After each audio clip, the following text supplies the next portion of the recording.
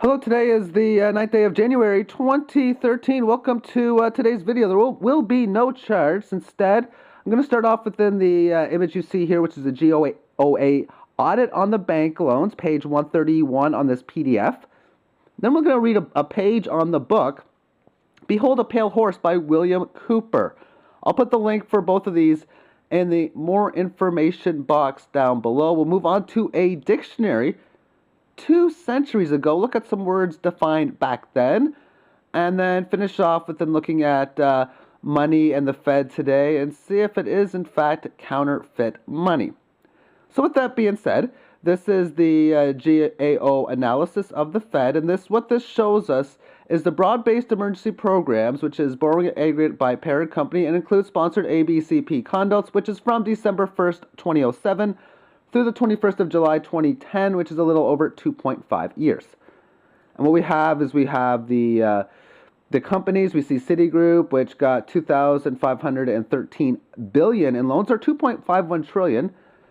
And we have a total at the bottom of the screen here, which represents 16 trillion in loans in a little over 2.5 years, which is what for today's national debt, just a hair below it. I think this is some serious information that is important for people to note. Now let's move on to this book. And the book, of course, is called Behold a Pale Horse, from, of course, William Cooper. This is chapter 16, page 333, and the story of Jonathan May. Jonathan May attempted to free us from the shackles of the Federal Reserve by creating an alternate banking system with instruments backed by land, raw materials, mineral deposits, oil, coal, timber, and other wilderness holdings. Jonathon aided Governor Connolly and the Hunt brothers in the effort to corner the silver market.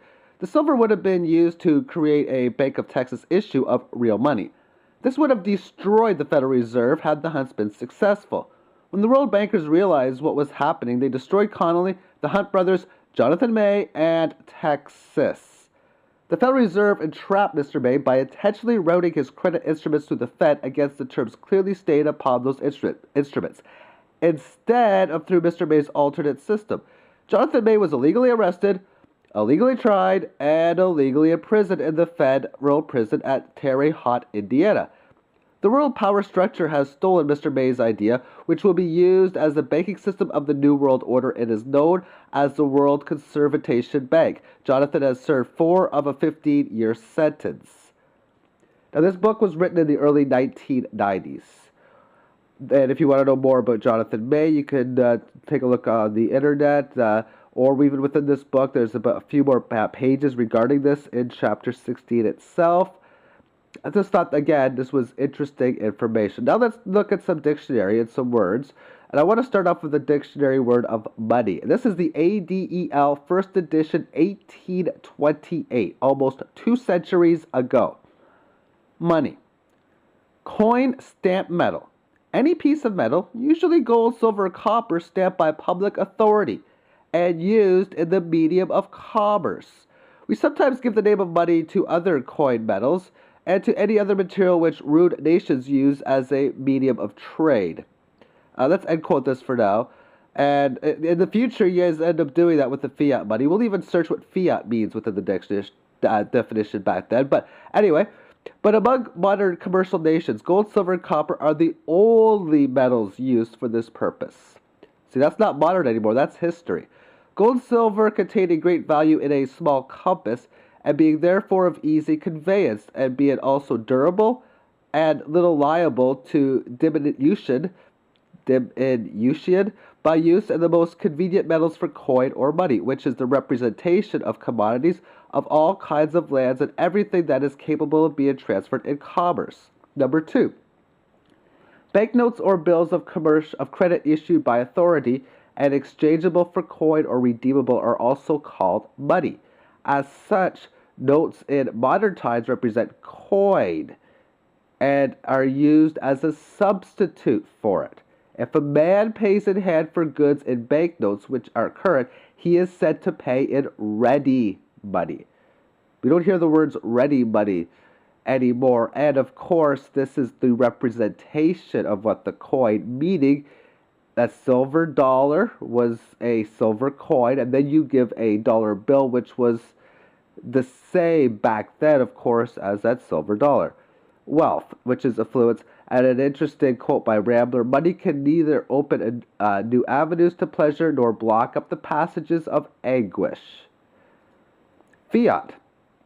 This is a definition of fiat within the same dictionary. Let it be done. A decree, a command to do something. I find it very interesting how the word below fiat was fib, which is to lie, to speak falsely. I just find that interesting, to say the least. Maybe it's a coincidence, I don't know. This is what the definition of currency was a couple centuries ago. The number one definition, literally a flowing, running, or passing, a continued or interrupted course like that of a stream, the currency of time. In today's modern culture, this would not be the first definition, I would not reckon. But we see here that currency, as far as the way we know it today, a continual passing from hand to hand as coin or bills of credit, circulation as the currency of cents, or the English crowns, the currency of banks, bills, or treasury notes.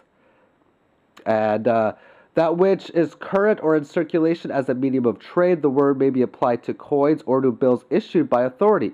It is often applied to banknotes and to notes issued by government. Now let's take a look at the definition of counterfeit from back in the day.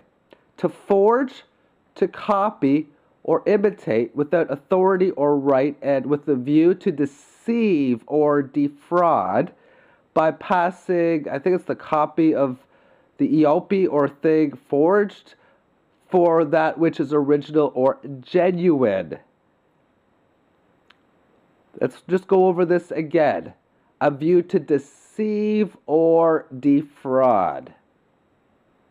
Okay. Deceive or defraud. Forged, which states right here, fictitious, false, fabricated without right, made an imitation of something else with the view to defraud by passing the false EOP for genuine or original. Okay, moving on. Moving on to today's definitions. If you define counterfeit money, it is currency that is produced without the legal sanction of the state or government to resemble some official form. Currency that is produced without the legal sanction. So basically what this is telling me is that they legally counterfeited money based on what money really was to make it legal, as aka legal tender. If we look at what currency states in today's definition, a generally accepted form of money. A generally accepted form. Now, why do you think it would be accepted? Do you think the masses got together and said, okay, let's look over the X's and the O's, let's dot the I's, cross the T's, and figure out if we should accept this currency? No. We were told by law, by rule, by force, to accept it as money, which I find very interesting. What is money? It's a part of everyone's life, and we all want it. Well, a lot of people want it, but do you know how it gains value and how it's created? Well, let's click on that, talk about the created part of it. How money is created. Now that we've discussed why and how money, a representation of perceived value, is created in the economy, we need to touch on how the central bank can manipulate the money supply. Oh, just love the words they're saying in there. Among other things, the central bank has the ability to influence the level of country's money supply. Let's look at a simplified example of how this is done.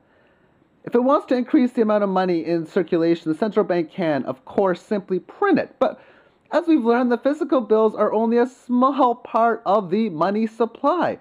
Another way for the central bank to increase the money supply is to buy government fixed income securities in the market.